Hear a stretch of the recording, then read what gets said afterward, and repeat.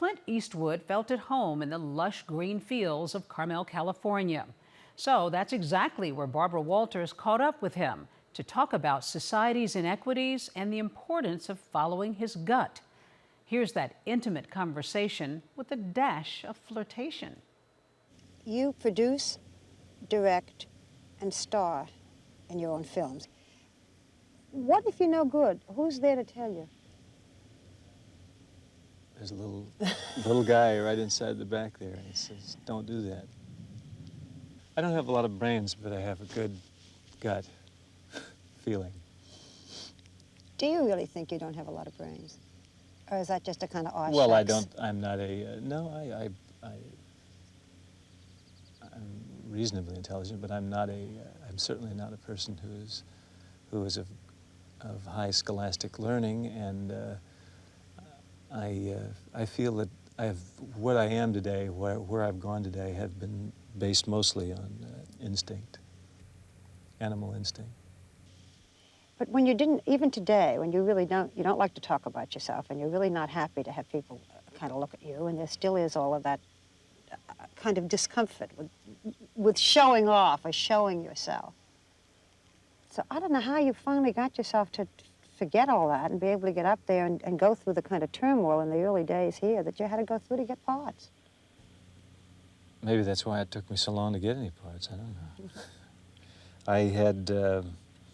I never was very good on the interviews. I used to go to the interviews, and right after the handshake, the guys would go, "Well, that's fine. We'll see you, kid." You know, and drift out and say, "Well, blew another one. That's it." Did you ever feel, though, that you had to kind of go along with the game, that maybe you should get the press agent and maybe you should, you know, strive to do more interviews, to get on the covers, to be what everybody said you have to be if you're going to be a star?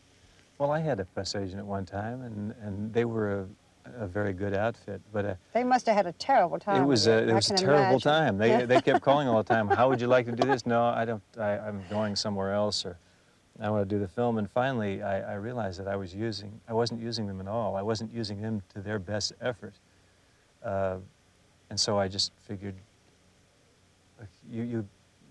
time would be better spent with somebody else. And maybe you would say yes once in a while to an interview. Right, and this way it's just one less call. Now I do something because I either like the people, or I've seen things that they've done or written, or things that I think are well written, well thought out. To many people, you seem to represent man against the system. Do you see it that way?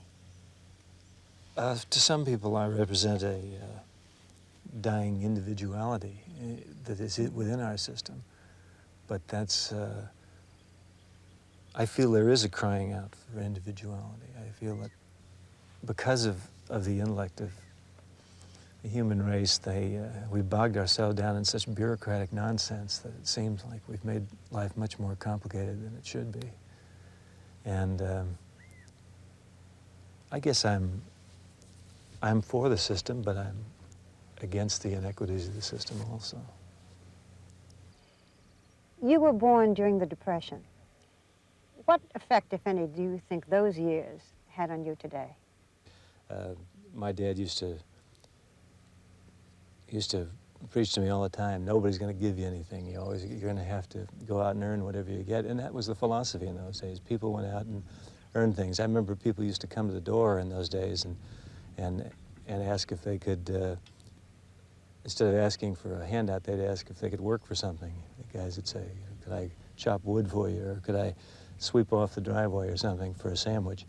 And that was the philosophy. Nowadays, we seem to be in a more of a, what can Big Daddy do for us, the Big Daddy government, or somebody is there to protect us. It seems like people were more individualistic in those days. What were your parents like? I was born when they were very young, and I remember them as being very young mentally, and my mother, who's still alive, is extremely young mentally today. Is she very proud of you?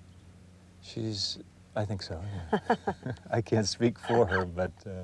But you had a grandmother who was very proud of you, I hear. Yeah, I had a grandmother who thought I was terrific, and I think she thought I was better than I really was. She thought I was an all right kid. Did she live to see your success? Yeah, she was.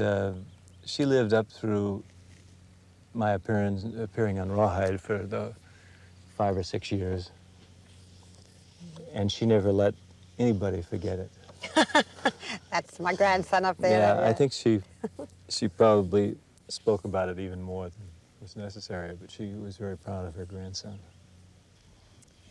Clint, you recently filed a $10 million suit against the National Enquirer for saying, as I understand it, that you were having a romance with Tanya Tucker and Sandra Locke at the same time. What's this all about? Why didn't you just let it go by? Well, you can let things go by just so far and so many times. And then all of a sudden, when it starts affecting your children, and they start, the questions that they're asking, the questions that the out and out lies, stories about people that you've never dated, you've only met in passing because they were friends of friends of yours. Is that Tanya Tucker you're talking Yeah, about? that you just, all of a sudden you go, wait a minute, you've just got to pull a halt to it.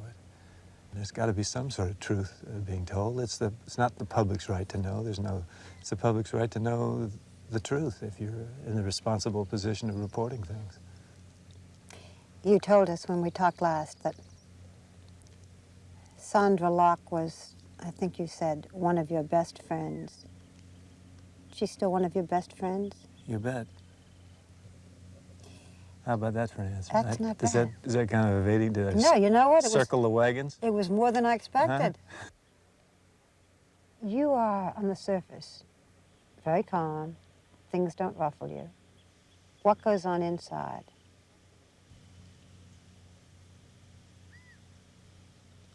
I'm not always calm, and though I'm fairly in control most of the time, but I can be very uncalm. Well, if you're calm on the outside always and contained, something has to churn You mean somewhere. am I getting an ulcer on the inside? No, but there is that. You do pay sometimes for that. Sometimes it's better. People who get things off their chest are much get a certain relief from that. It's like going out and yelling obscenities in the middle of the highway. There's some release to that. You can come back and say, wow. Do you ever go out in the middle of the highway and shout obscenities? I used to. I haven't done it recently, not for a week or two. Call me when it happens. I'd like to hear. The whole business with you, though, you know, you hear he's aloof, he's mysterious. It's similar to the character on camera. But are you afraid of showing emotions? I don't think so. I think the image of the characters I play come out reserved because that is probably something that's very easy for me to transmit into a character. But there's certain things I just don't enjoy sharing with everybody else. There's certain thoughts I don't feel compelled to tell every thought that is in my mind. I know a lot of people get a catharsis, they get a release from that, and that's why psychiatrists make so much money. They can sit down and really unload. But to me, I've never felt that. I don't particularly want to unload on anybody else. Never went to a psychiatrist? Not to burden them, but no. Not to burden them with my problems, but I never felt that urge. I always felt I could go out and walk through this field and look at these flowers and these trees and just unload by myself. Do you ever tell anyone? No, not necessarily. Not even a woman you're close to? Oh, you talk about certain things, but there's never a 100%. Let me put it this way: if you break it down from 100%, you might talk 60%. You must drive people A crazy. woman would go absolutely nuts if you knew 100% about a person. How do you wouldn't know? Might be terrific. Yeah, but it might be boring. There'd be nothing else to know. The women I know understand. You don't see them again, huh? Yeah, somebody who's that interested, I wonder why they're that interested. Why aren't they enjoying the fact that that there's more to know all the time.